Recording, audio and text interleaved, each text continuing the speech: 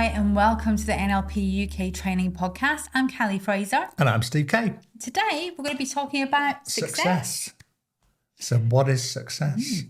I think success is doing something that you want to do with your heart's desire, or working towards doing something that you want to do.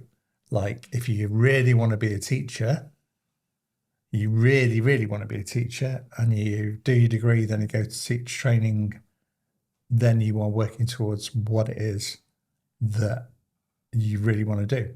I think if you leave university and are not sure what to do, and someone says, why don't you be a teacher? So you become a teacher and you're an okay teacher, okay, good teacher, that's not success.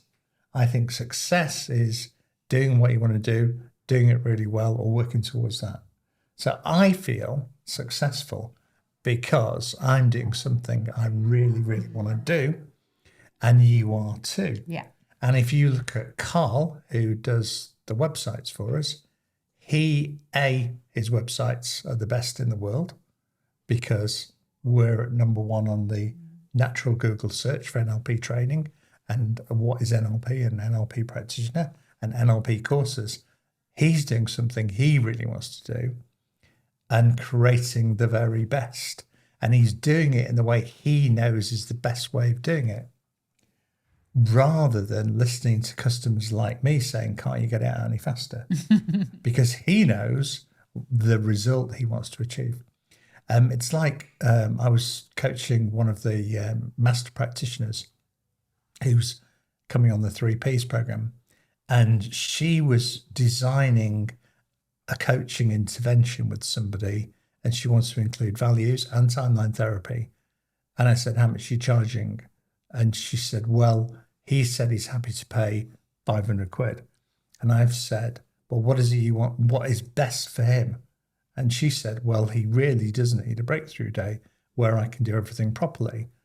And I said, okay, well, how do you feel about that? And she said, it's the right thing to do. So charging £500 and trying to squeeze everything into his price point is not the best for her client. Whereas telling her client what she believes is the right thing for him is the right thing to do.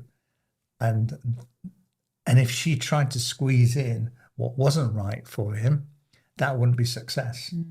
So I think what really amuses me is a lot of the stuff that you see on social media. You see people on social media living their best lives. By a pool in a bikini with a laptop, or on a beach with the wind blowing in their hair and a laptop. And I think this comes back to something that we said in one of our earlier podcasts. That might be what you see, that might not be what's reality is. Yeah, the grass is always greener. Absolutely. But these measures of success, like being able to coach while you're sat by the pool, that might be someone else's measure of success, banks, but it might not be yours. No. And ultimately, what everyone's measure of success is different. We get caught up in thinking, I have to earn X amount of money to be successful. I have to be in X position within the organization to be successful. But the problem with those measures of success, when you get to that point, there'll be something else. Yeah. And something else. Yeah. And something else. Yeah.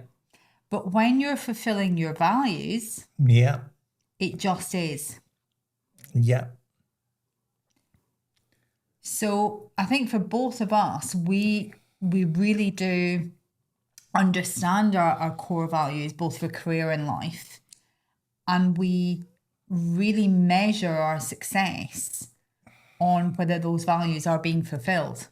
I mean, one of my highest values is happiness. My second highest value is seeing other people do well, fulfilling their dreams, both at work and with their own businesses, seeing our delegates getting, you see, I don't just teach NLP and NLP practitioner the way I was taught to teach it. My focus is on the results that the person in front of me is going to get. Yeah. And yours is too. So my biggest driver is enabling them to be more successful, whatever that means for them, both personally and professionally. That's kind of my gig. That's kind of what I would say is success. So to me, success is doing something you want to do, doing it really well, or working towards that. Yeah, so if you think that you might be measuring your success against something as arbitrary as a salary price point or a position within an organization, what would that salary price point enable you to do? What would that position enable you to do? How would that fulfill your core values, what's really, really important to you?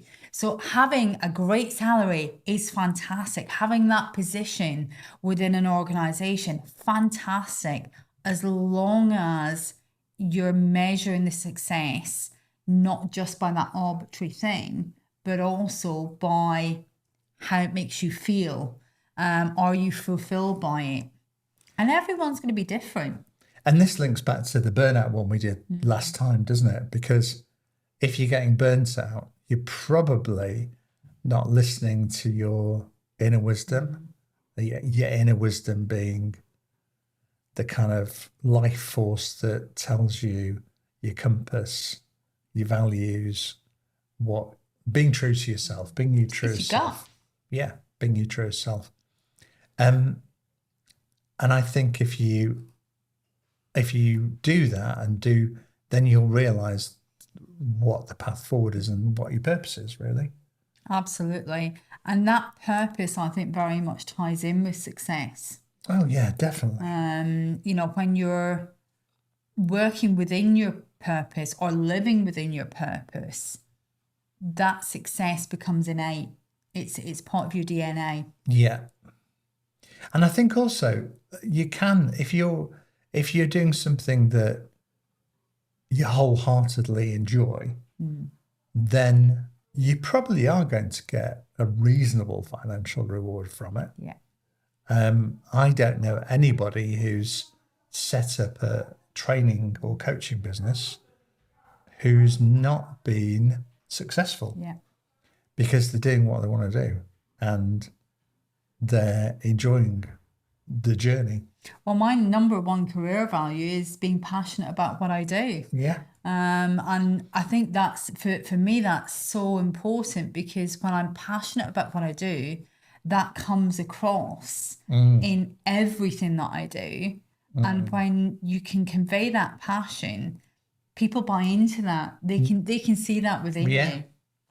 Well, it's like when we're doing the 3Ps taster sessions for our 3Ps coaching program.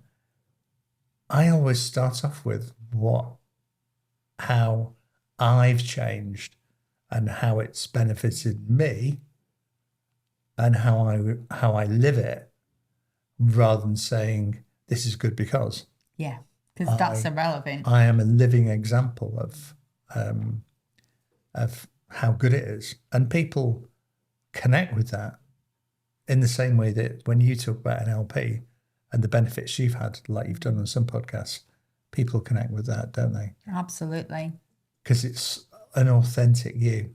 I think there's a thing between ego, which is basically like a little stick man of, what you think you should be and what you've grown up to be, and your true self, which is like your inner wisdom, or Miles Danny calls it your self one and your self two.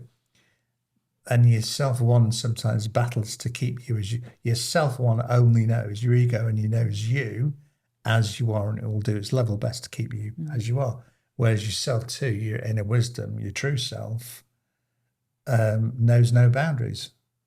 So when your mind's quiet and you're reflecting on stuff, then that's when your true self comes out. And the more you get to listen to your true self, the more you can align yourself with your values and your purpose. And that's success for me. So, guys, we wish you every success in your lives, in your careers. If you'd like to know a little bit more about what we do, visit our website at NLP UK Training.com, and we'll see you on the next episode.